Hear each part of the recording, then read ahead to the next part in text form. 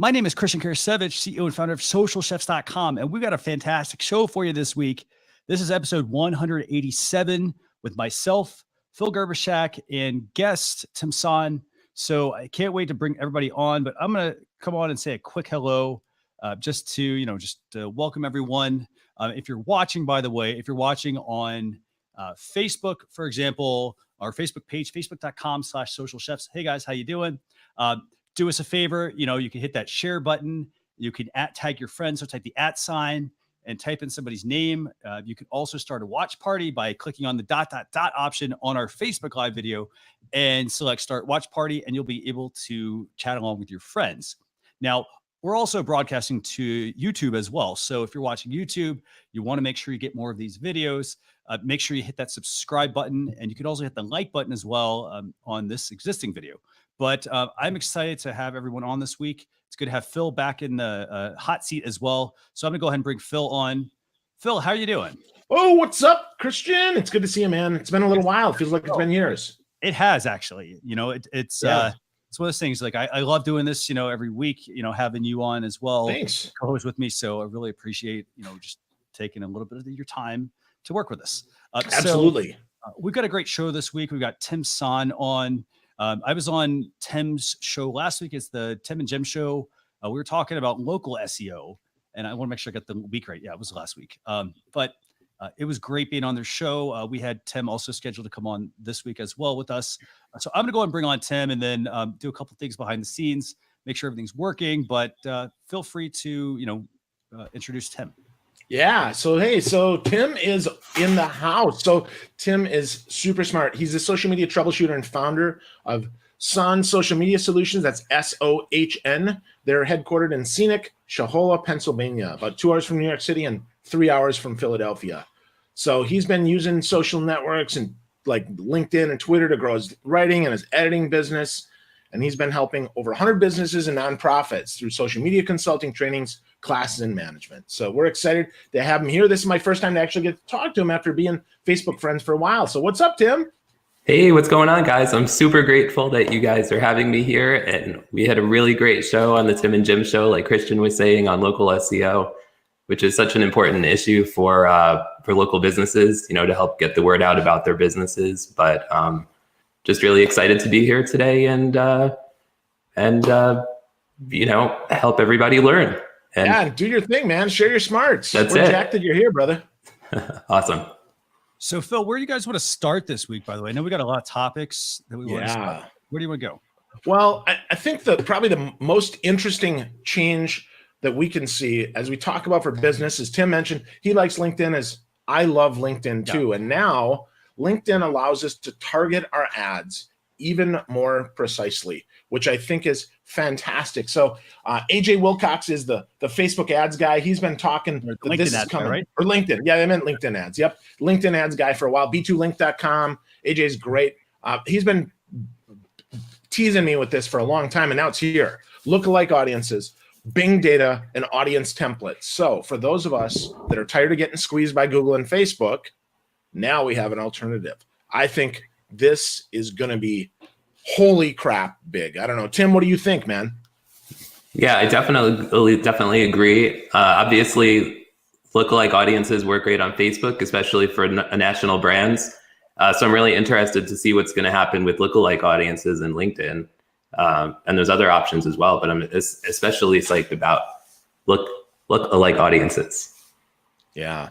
Awesome. So Christian, I know that you've done some Facebook advertising. Are you thinking about trying some LinkedIn advertising too?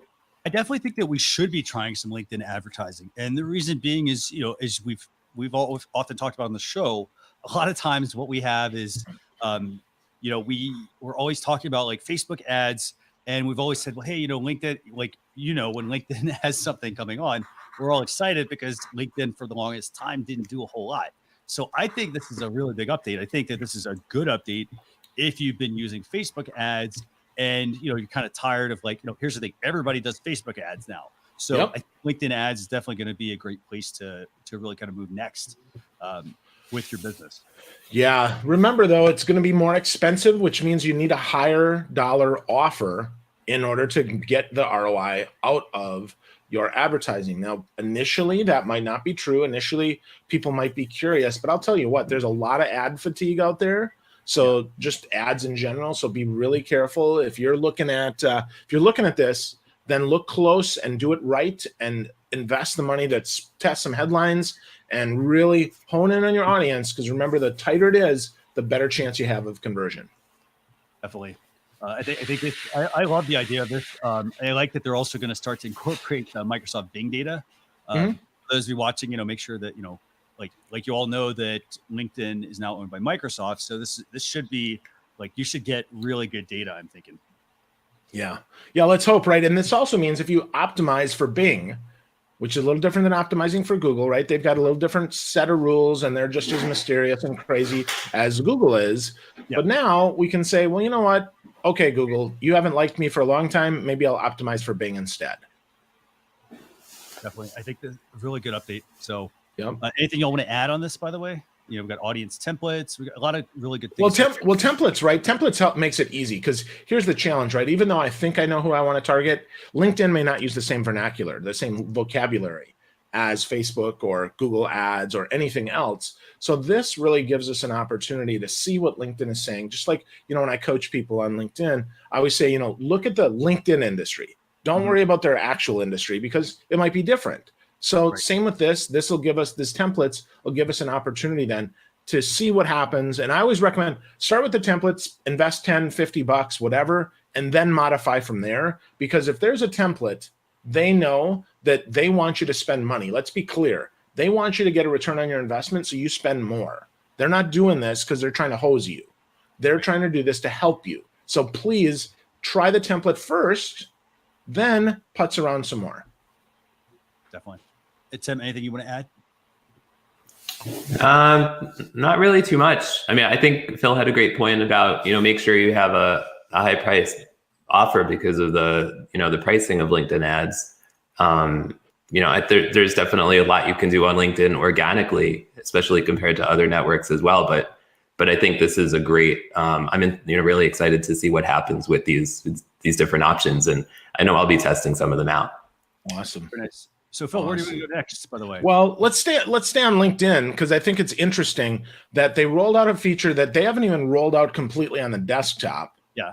To someone on the mobile. This is fascinating because first of all, what the feature is it's rolling out documents, uploads on the mobile. I don't have any documents on my mobile. This is interesting, right? I mean, now that being said, Apple, iPhone, iOS, whatever you want to call it, does allow me to save stuff in some file vault or something, but I don't do that. Right? For my mobile, all my documents are in Dropbox or Google Drive or OneDrive. That's where all my stuff is. And now they're going to test it to share a document from mobile. Now, I don't know, right? Like I'd like to say this is a big deal, but I think I think this might have been a mistake. I don't think this was on purpose. Yeah. I mean, again, I don't know. I don't see a need to have a PDF on your phone that then I update. I don't know. Tim, what do you think, man? Yeah, I mean, I really agree. Unless there's going to be some major transformation in how people use their phone and they're going to be saving documents on their phone, I really agree with you that I'm kind of skeptical if this is going to work. Yeah, me too. Christian, what do you think, man? So here's the thing. I think for the longest time, LinkedIn, it's basically the same thing I just said, which is LinkedIn has basically neglected a lot of their platforms. In this case, they've neglected mobile for a very long time. And I think that this makes sense. It depends on the device you're using, though. So, for example, if I can tap into like a Dropbox or a Box or any sort of cloud storage tool, I think that that's where you're going to get the most value at with this. Let's also think you also have, LinkedIn also owns SlideShare as well, which I think they did shut down at some point. But I'm thinking there has to be some sort of I guess maybe they'll tie into Microsoft's cloud solutions if this does come to fruition. So, yeah, well, even so, it is. Remember, this is uploading local documents on the mobile, right? This is because, frankly, Uploading from OneDrive. You mentioned SlideShare, not dead yet. I used it a couple weeks ago. Might as well be though, because nobody goes there. Exactly. If it's local documents, right, that doesn't make sense. If it's not local documents, if it lets me take a file on Dropbox and then upload it and look like it's native and gives it the same treatment, the same exposure, the same, the same benefit to the algorithm as it would if I loaded that from my desktop, well, fantastic. That's great. But if it just provides a link to Dropbox, well, I've already got that. That doesn't impress me at all. That's stupid. So I'm hopeful, right? We'll see what happens. But I'm, like Tim said, right, cautiously skeptical. We'll see if there's any impact. Who knows? Definitely. By the way, I want to thank everybody who's watching. We've got a lot of great people watching here. Shout out to Eileen Smith. We got Barb Tomlin. Who else we have? We have Gail Gilliland. She was also recently on. We have Justin Brown as well from Primal Video. So lots of really good people on watching. So thanks so much for taking just a little bit of your time today to watch and chat with us. So again, by the way, this feature, this shared documents from mobile, it is potentially something that's testing. The person who actually found this, she actually has been profiled quite a bit on. She basically goes in and finds a lot of bugs that a lot of platforms tend to kind of leave. In this case, she found this when she was doing some reverse, doing some reverse searching there, and found it in their code snippets and whatnot. So very possible, who knows? But again, it's in testing. Yeah. Well, and maybe, maybe we're starting to see that mobile and desktop are going to be married up, which has been the promise for a long time, right? That's one of the challenges for a lot of people. I mean, when I train on LinkedIn, people are like, well, hold on, I'm mobile only. Like I had one guy in my class, he didn't even own a laptop. Right. Well, that doesn't help him, right? That doesn't help him one bit. So this does. This could change his game. But yeah, I think for most of us, I'm not sure. I'm skeptical. For most people, I think that a lot of people, like, it is interesting, people that don't own a laptop, they try to do everything from mobile. Like, it's great for them, but again, I mean, it's a lot of people have not gone mobile only because I personally find that working on mobile, for a lot of things, it's very hard. You have to have a specific workflow, a way that you're going to do things. But more power to them, I guess, if it is going to go mobile only. We'll see. Yeah, it should be interesting. So we'll see. So yeah, but good to talk about a little bit about LinkedIn, because often we talk about the other networks. And folks, if you're getting this and you're like, hey, holy crap, they're talking about LinkedIn, they're going to talk about Facebook, I don't want to miss anything. Go to socialchefs.com/daily and sign up for the daily email. Christian does a great job of sending this out. So make sure you sign up, get connected. One little tip, one little nugget every single day, plus the recap. That's socialchefs.com/daily. So you can get your daily dose of goodness from Christian. So LinkedIn, okay, we've covered some LinkedIn topics. What else? Where do we want to go next? Well, let's move over to ads on Facebook. Okay. A better way to learn about ads. Now, this is interesting, right? This may not help you run an ad, but this will help you learn so that you can run an ad. And I like this. Again, remember, the networks want you to do more ads. They want you to be better at advertising, because the more money you make, the more you're willing to pay them. Absolutely. So take the time. This is really good. So it's a better way to learn about ads on Facebook. They're going to be more transparent and show, why am I seeing these crazy ads? Mm-hmm.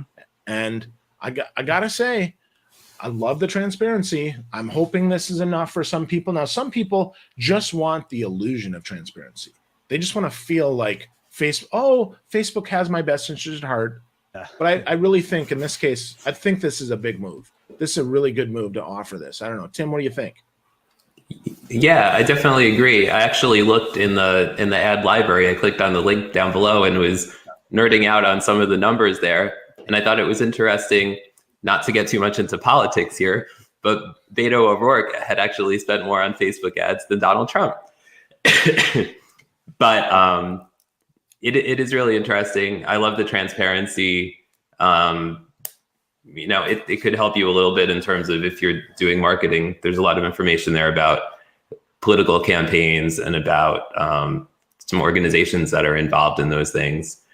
So you could actually see how much money other political campaigns are spending and some other interesting data. By the way, how did you get to the ad library? Can you tell viewers how they get there? Yeah, sure. You just go to this article and you click on the link for ad library right at the top where it says we launched the ad library. Okay. Yeah, That's cool. I think overall, by the way, so in addition to, for example, being able to get greater transparency also with this, so a couple of things about the ad library, which, by the way, if you also want to check this out, it was previously called the Facebook Ad Archive if you're in the US. So keep that in mind. But the ad library also lets you search. So you can go and look up different ads. For example, it's not just keywords, but people. Also, if you're logged in. So for example, if you're logged in, it's also useful. And also I want to pull up some of these screenshots because there's quite a few here that I think should be useful. So for example, we've got this one. This is, the standard example you see from Facebook is the Jasper's Market ad. But then you also have another one here on the right. This is for an Elizabeth Rose, I think that says. So you can go and you can see what kinds of ads they use. Personally, though, I like the idea that Phil's talking about here, which is basically to go in and look at what people are, talking about their ads and how they're looking, the text they're using. I think that that's a really good thing that you should go look at. And I love the transparency with this. Absolutely love it. Yeah.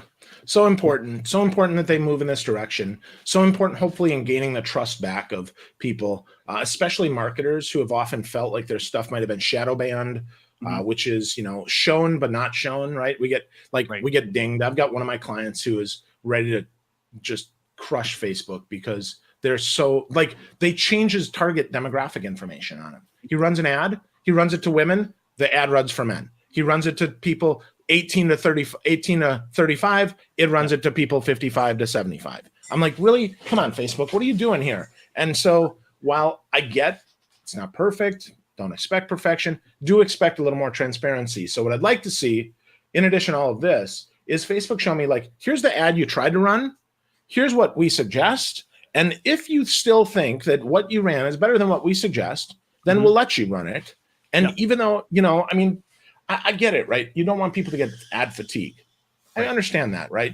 Bad ads hurt everybody. But at the same time, this is my target. I don't care if women respond to it because only men buy this product. Or I don't want anyone in Pennsylvania to buy it because it's local oranges to Florida. Come on, right? So just because, someone in Pennsylvania likes it and responds doesn't mean it's an effective ad. So I think this is good opportunity. Good opportunity.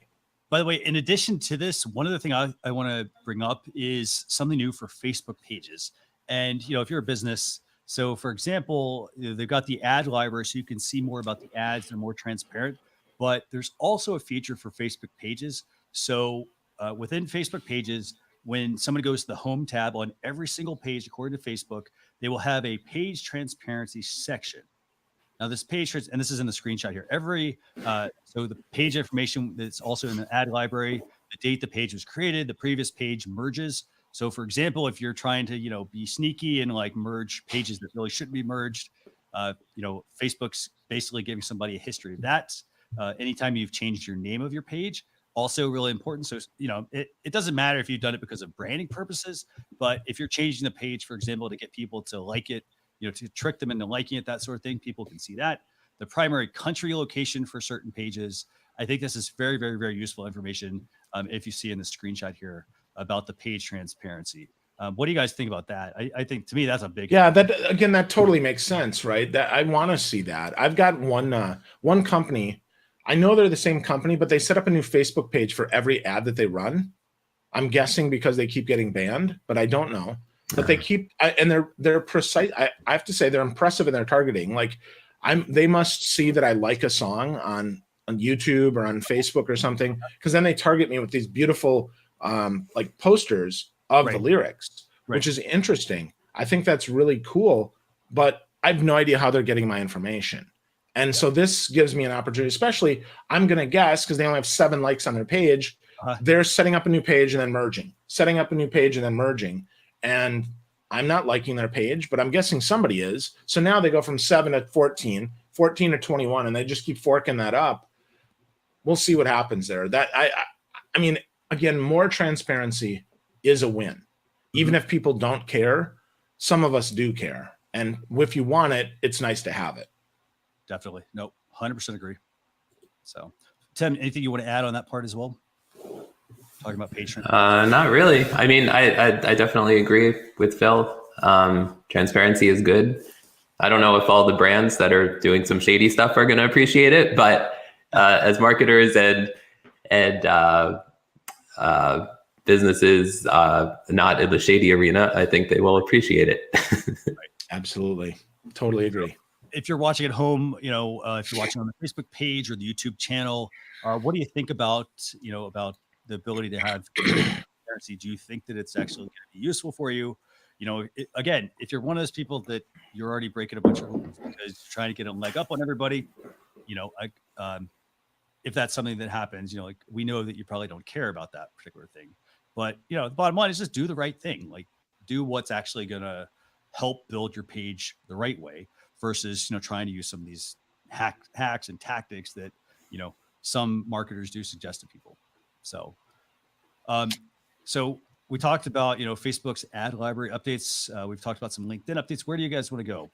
Well, let's go to this new feature that combines stories and the news feed. That's the next one, I think, which is really interesting.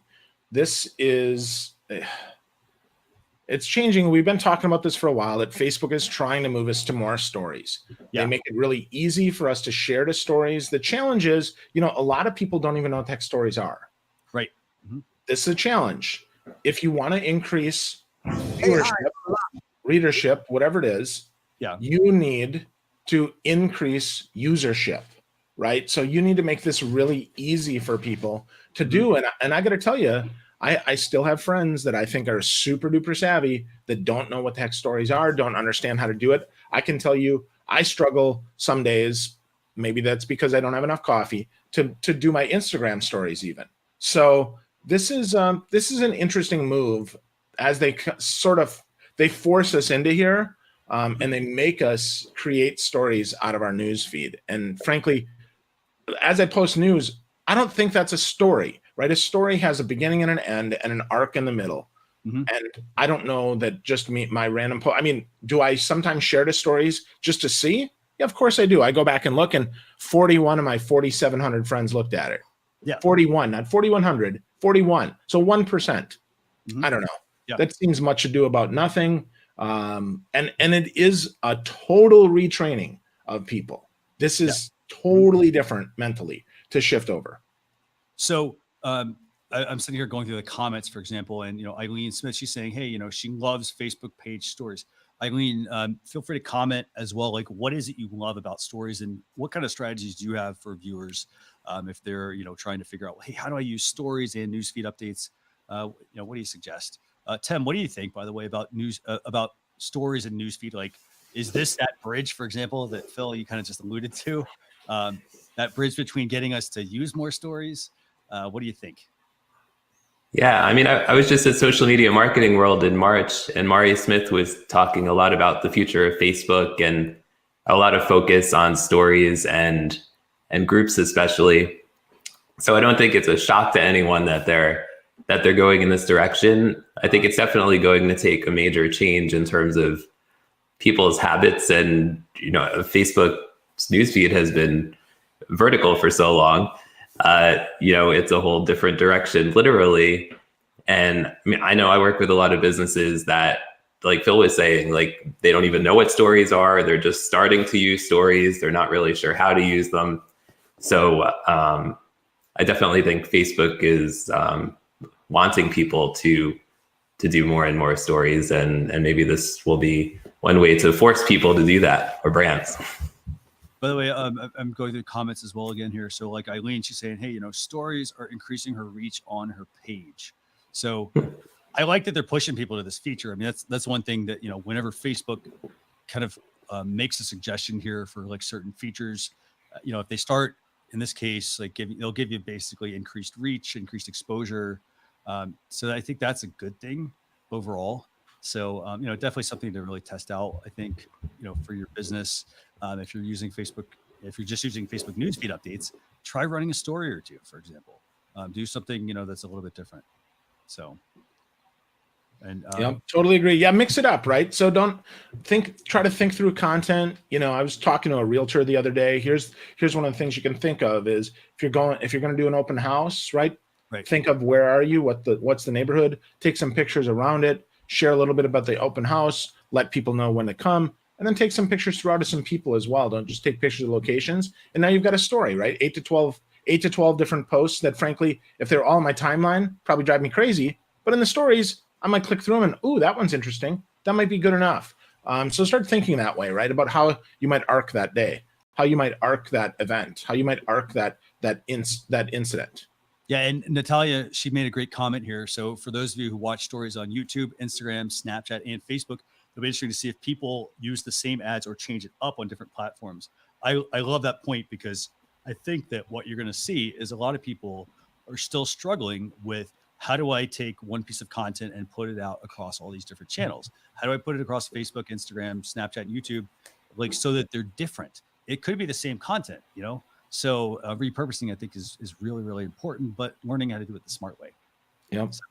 Yep. Totally agree. Any other thoughts on stories and newsfeed? Like, maybe strategy. You have a tip, maybe, Tim, that you want to share to get people to try to use stories a little bit more?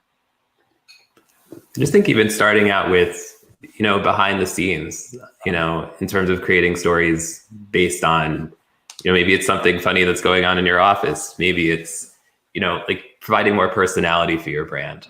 I think that's a good place to start. Good. Very good point. So Phil, where do we want to go? Well, go to that influencer one. Fake influencers, right? Tee that up. And I got to bounce for just a sec. Tee that up and Tim talk about this one. Be right back. So Phil's going to be right back. This is in my opinion, a really fascinating update. And the bottom line is this. So a lot of people, they think like, hey, they want to get Instagram verified, or they want to get verified on any social media channel. And in this case, what they're basically doing is there are people that are preying on people that want to get verified on their channels. In this case, scammers have basically been finding people that, want to get verified and then cheating them out of money. So basically saying, hey, for $300 to $500, they can get you verified. And I'll say this, the bottom line, it's not possible. You can pay somebody $300 to $500 to have them verify your account. And, don't think like, oh, hey, I'll get my sponsor to pay for it or something like that. No, it's not going to work. So come on, other verified people can't verify you. Come on. I will certify you. If you send me $300, I will certify that you're stupid. And I'll send you a certificate even that says you are officially an idiot. Why did you send me money? Right. So that's so fascinating. And if you don't follow John Cutsier, by the way, he's fantastic. He's someone definitely to follow. Really, really smart guy. He shares a lot of good stuff on social media in the digital space. But the fact that he's seeing this and he's reporting this tells me it's pretty darn widespread, because John doesn't write off on one-off stuff. He spots trends and then talks about those. So this is really, really, really interesting to see people do. I don't know, Tim, did any of your clients beg you to verify them, or, hey, how do I get verified, or anything like that? I don't know if I've ever, not for a number of years anyway, have people asked me about verification. Like, is verification as much of a thing right now as it was in the past? Oh yeah. I think so. I want a verified account, right? Yeah, I want to get to 10,000. I was talking to, one of my clients yesterday. I want to get to 10,000. The challenge, right? Because I get new features. That's why it's a big deal. It's not like Twitter where, frankly, you get verified. Now suddenly you go from 10,000 or 20,000 followers to 100,000 followers, because now you're almost always suggested, and it actually sends you different alerts that says, hey, an influencer mentioned you, Tim. You should be really excited. What? Like, big deal. So Insta's not that way. But again, if I want to prove that I'm a real business, maybe getting verified is a big deal. I don't know. Christian, what about you, man? So here's the thing. A lot of people think that verification, and I get this a lot with clients. So a lot of them come in and they say, hey, I want to get verified on, on Instagram or Twitter or any of the networks. And here's the thing, like, the bottom line is it's not going to necessarily like a lot of people think, oh, just because I get verified, they think that all of a sudden, hey, now it's going to lead to this influx of business, or it's going to lead to an influx of everybody's all of a sudden going to start following me and my channel is going to grow. And it's like, well, it doesn't work that way. It's not like, oh, hey, it's a key to open a door. I mean, it opens the door to additional features, but it doesn't necessarily open the door to people all of a sudden wanting to like your brand, and that's going to start with that comes from the content, you have to be really good at what you do. For example, your channel, for example, you have to publish really good content. You have to engage with your audience. You have to put in the work. And that's the tough part. A lot of people don't want to put in the work. They think that, oh, I'm going to get somebody, I'm going to pay somebody to verify my account. And, oh yeah, it's going to all of a sudden unlock this magical world. And it just doesn't exist. So I'd say, and this definitely don't spend the $300 to $500. You could spend that $300 to $500 on ads or creating, tools to help your business to then, help you produce better content, for example. So for those of you watching, by the way, what do you think about, paying to have somebody verify your account? Personally, I don't think it's a good thing to do. Maybe Eileen, maybe Barb, what do you think? But Phil, what do you think about this? Well, first, obviously, don't pay. Let's be clear. I'm just going to say that real fast. Don't pay. Second, invest the money. Find a great person to manage your brand. If it's not you, spend the money on some great graphics. Figure it out. Or maybe the reason your account isn't growing is because Instagram isn't where your business is. In which case, shift over to LinkedIn. Spend some time there, right? Invest there. Invest some time, get some better articles written, do some video, do something, right? But please don't fall for stupid stuff like this, right? Any shortcut is nothing but a shortcutted way to fail. And there's no shortcut to success. That's right. There's a book, it's called Smart Cuts. And, it talks about some, smart ways to do things. But for example, getting verified, it's not going to lead to the promised land. Also, a couple of things about this. So this was, I think, showing up in stories. It was in Instagram stories. So here's some fascinating things. If I were to break this down, $450. Hey, look, they're saying, save $150 if you use crypto, for example, cryptocurrency. Right there, to me, that's an immediate red flag. Amazon, pay with an Amazon gift card or crypto. Again, Amazon gift card. I'd rather go with something that, for example, it's maybe it's a PayPal transaction. Maybe it's potentially, a more secure transaction if there is an issue, so that you can go back to that, your credit card, for example, and have them basically, maybe they'll, count it as fraud because, hey, other people have reported it too. But to me, those are really, key things. And then also the fact that, hey, it takes 45 to 60 minutes to complete. That to me is also a red flag. It does take maybe, 45, 60 minutes potentially, because at that point it gives them time to go and do other things, and they've taken your money and, fleeced a bunch of other people. So definitely don't fall for that one. Tim, anything you want to add about this whole Instagram accounts, people getting cheated to get that verified account? No, I'm good. Don't do it. Exactly. Stay away. Yeah. Barb mentions here, I'm reading through the comments, she says, hey, this is stupid. This is, not worth my time, my energy to pay attention to. This influencer thing is bound to blow up at the most inopportune time for the industry. Just the way stuff like that rolls over time. And absolutely true. Everybody's talking influencers, people start hearing verified accounts, it then, somebody says, hey, I can create a graphic. They probably created that image in Canva or something, and all of a sudden, poof, now they have, they found a revenue stream. So definitely don't fall for that one. So Phil, do we have any other topics you want to talk about this week? Well, I don't think we have any other topics, but I do think we got some tools. So speaking of topics, so we do have, I think we had some Pinterest ones, a couple other things like Twitter, I think was doing some hide replies feature. We're going to put those in the blog post. Again, minor stuff, things that mostly are in testing. I would say check out the Pinterest conversion tools because Pinterest is doing their IPO today. So, obviously Pinterest is now in the business of making money. So they want to make sure that they want to make sure that those tools that are available will actually serve you well. So I think if you're going to run any ads on Pinterest, definitely check out Pinterest conversion tools. That's going to be in our blog post recap. And you get that by going to socialchefs.com/daily. Sign up for the daily newsletter, and I'll send you the recap tomorrow. So let's talk about one of my favorite times of the show. This is tool time. Tool time. It's time to dance. Little Yes. tool time. So we have a lot of good topics to talk about, or a lot of good tools to talk about this week. Two in particular. These are tools that Phil actually alerted me to. I think one of these, right, Phil? Yep. So the first tool that we have for you this week is a pretty fantastic tool, and it's called Pico Dash. Yeah, this So, is Phil, crazy, huh? Tell me what it does. Man, so this is really, really interesting. Downloading followers, exporting likes, downloading posts and stories. So you can now analyze other people's stuff. I think this is really interesting. This gives me an opportunity to say, here's an account that is like me, but better than mine. Right. What are they doing that's different than me? Give me some analysis, right? Because frankly, just looking on Instagram hurts my heart. It just takes too long, man. So we get a tool like this. We can look for people who use a certain hashtag. Now, of course, some people will abuse this, but I will tell you, this is an opportunity now to go through and see what are people doing, what's working, right? What brands do they engage with that maybe are like mine, so that I can grow my following in an organic way. So I think this has great opportunity. Definitely.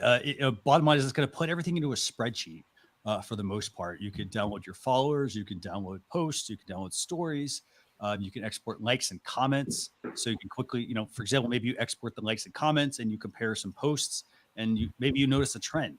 You notice a trend that like, hey, it happens to have the same people liking and commenting this particular post that's also, liking and commenting on a specific other post that might not be your own. I'd say don't abuse this. I'd say use this wisely. Use it to analyze the data.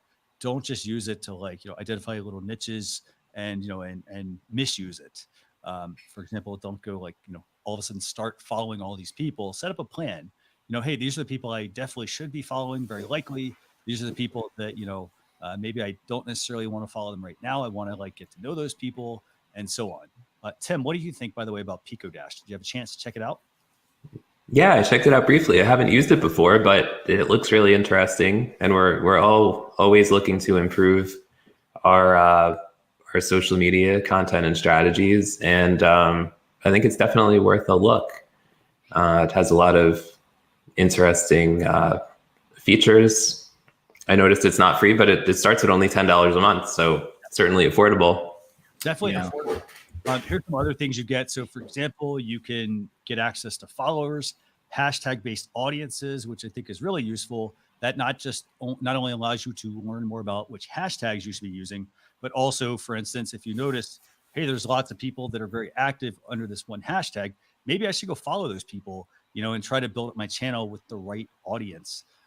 Also tap into location-based audiences. In this case, we've got follower engagement, tagged users, stories and highlights, lots and lots and lots more things. And as Tim mentioned, very cheap. So you could actually use this for the first 100, for free, basically. So you can get a sample of 100 before you order full export reporting. So basically you get up to 100, if you put in a hashtag or a username, export the data. So maybe you want to start with channels that are a little bit bigger than yours, but not necessarily just gigantic channels. For instance, you're not going to want to tap into major brands at the moment. Test it out, see how it works. So that's an example. And then I'll actually pull this up. So this is the report they gave you for followers. Let's just pull this up real quick. So this is exporting somebody's following, for instance, on Instagram. There we go. So basically they'll give you their user ID, their username, the full name, their bio, their website. So basically all the data that's in the person's Instagram bio, their URL, for instance, their follower count. So you don't have to here's the thing. Instead of navigating on their mobile phone, you have all this data basically right there in front of you. You can see if their account is public or private, if it's a verified account, for example. So, maybe if you want to get verification, maybe you reach out to that person and say, hey, how did you get verified on Instagram, for example? Might be a good opportunity to do that. And then it starts at, I think it's $10, I think, for up to 10,000 followers, less than 10,000 followers actually. And then if you go to 50,000, it's 25 and so on. So definitely something worth trying. For sure. So that's tool one. And then tool two that we have for you this week is called Perfect Audience. Now, this is kind of a hard tool to, I guess, explain. Maybe did you have a chance to check this one out, Phil? Yeah. So I did, right. So this is it's a great retargeting tool. I think this is really interesting because typically on the web, the retargeting is light. And by that, I mean, because there's so much secure traffic, you don't get a lot of data. You kind of have to guess. And I have to tell you, that's a big challenge for me because I don't like to guess. I don't like to waste my money. So this now allows us, 40% of ad impressions come from Facebook. So now at least 40%, I can bring them back, even though they're secure traffic. I think that's really cool. It's really helpful. It could be really valuable for folks. Again, if a lot of your audience is on Facebook or you advertise a lot on Facebook and you pixel your page, pixel your site, you got to start there, right? For those that are listening that have never heard of this, go Google add Facebook pixel to my site and get that done. But do that. And then now you can bring about 40% back. And of course, that's industry agnostic there. So that's not an exact number. But I do encourage you, take a look at this. This could help you if you're doing the work on Facebook. Now, if you're just starting out, this is totally useless. This isn't going to help you at all. But if you've been doing this for a while and you're like, well, I know I got traffic, but nothing's happening, this could be a fantastic tool for you. Definitely. And by the way, I dropped the comments. In the comments, I just dropped in how people go about setting up that Facebook pixel if they've never done it. The other thing, though, about this tool, which I think is very valuable, is it's actually not just for Facebook retargeting, but they also offer retargeting for a number of other platforms as well. So for example, you could do Facebook retargeting, but you can also do web retargeting. If you're in Shopify, for example, you've got Shopify retargeting there, mobile retargeting, Twitter retargeting, HubSpot retargeting, as well as a host of other options. If you haven't yet tapped into that. Tim, what do you think, by the way, as far as this tool about perfect audience? Yeah, I mean, I'm a big fan of Facebook retargeting. Oftentimes I work with clients who don't have a gigantic budget. So retargeting obviously is one of the most effective ways to use Facebook ads. So, any tools that are out there that will help do that effectively, I'm a fan of. So can you quickly just kind of talk about the whole budget thing? Like if somebody's got, a limited budget, why is retargeting important for them? Yeah. So just briefly to describe retargeting, it's, say somebody comes to your website, say you could specify the time frame. So say somebody came to your website within the last 30 days, right? So that somebody has somewhat of an interest in your brand or product you have. Or for example, you could target somebody who's say watched 10 seconds of either a particular video or a series of videos that you have. There's many different retargeting options. You could take your customer list, you could target ads to them, or you could create lookalike. I could go on and on. Okay. But the idea is that you have a warm audience. It's more challenging on Facebook to use Facebook ads effectively in front of a cold audience. It takes a long period of time, obviously. So retargeting gets you in front of a warm audience. Very good. Yeah. So yeah, for those of you watching, I mean, definitely a tool worth checking out. This tool is, from a pricing standpoint, they give you a free trial. So the pricing is actually, did you check out the pricing, Tim, by the way? I didn't, not in this one. It's actually very fascinating. So like you get the free trial option, and I think it's like up to, let me actually pull this up. I want to say it was like 2 weeks. So basically they give you 2 weeks to run your first campaign. And then the pricing is, in my opinion, very fascinating. And the reason it's fascinating is because, for example, if you've run, for example, a Facebook ad, and let's say your budget is $20 and you only use like $20, you say you use the whole $20, then they actually charge you $20 versus, or like say your budget's $100 and you only use $20 worth of ads, they only charge you the amount that you actually use. So I think that's a really fascinating option there. Like, and you could start small. You could start small with a budget, of $5 to $10, and quickly, you're doubling your budget, but you're basically getting the opportunity to tap into this tool as well for a very low price, I think. So anything else you want to add, Tim or Phil, on this one? No, I think I'm it's good. worth trying, right? I think this is an opportunity.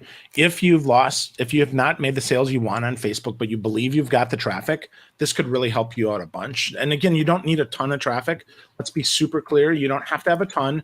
You can spend $5 or $10 and it can work for you. So give it a try. It's worth at least looking at. Definitely. So any parting thoughts, anything you want to add, Phil? I know we're at the end of the topics and the tools. We got more, obviously, we're putting in the blog post recap. Yeah, I would say, right, just like every week, I would just remind folks, try something.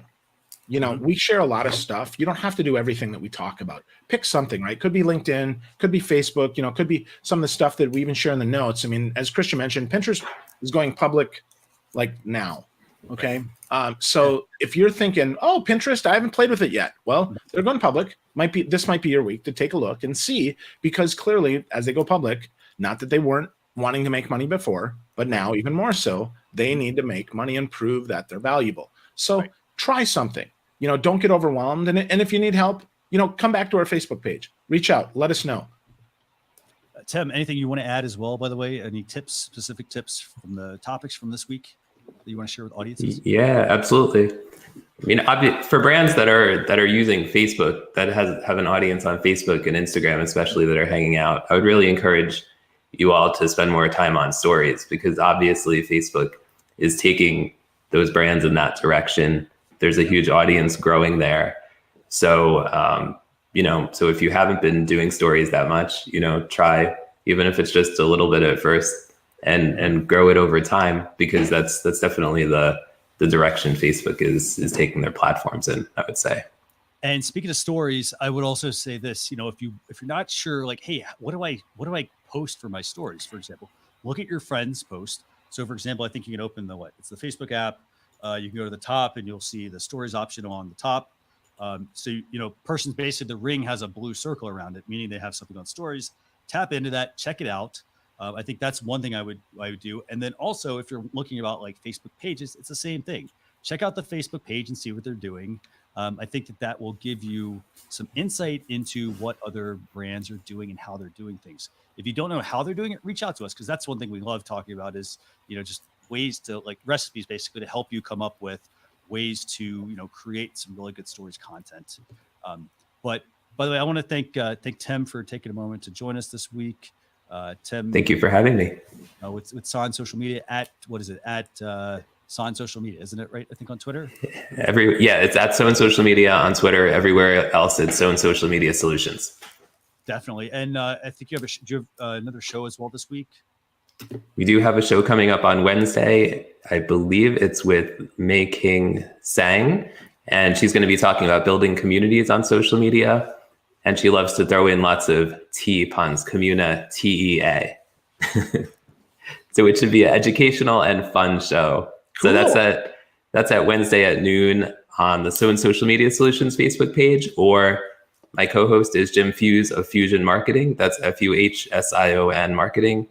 And we simulcast to both pages, so you can find us either place. Awesome. Well, anything you want to add as well? Not really. I'm just really grateful to Tim. Thanks for being here, Christian. It's good to be back. And good times, guys. So we'll see you guys next week for episode 188.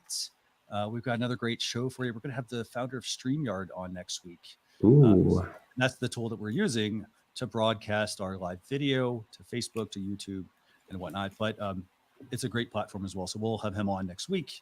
But we will see you guys later on. If you want to get that blog post recap, head to socialchefs.com/daily. Get our newsletter. I'll send you the notification for it tomorrow.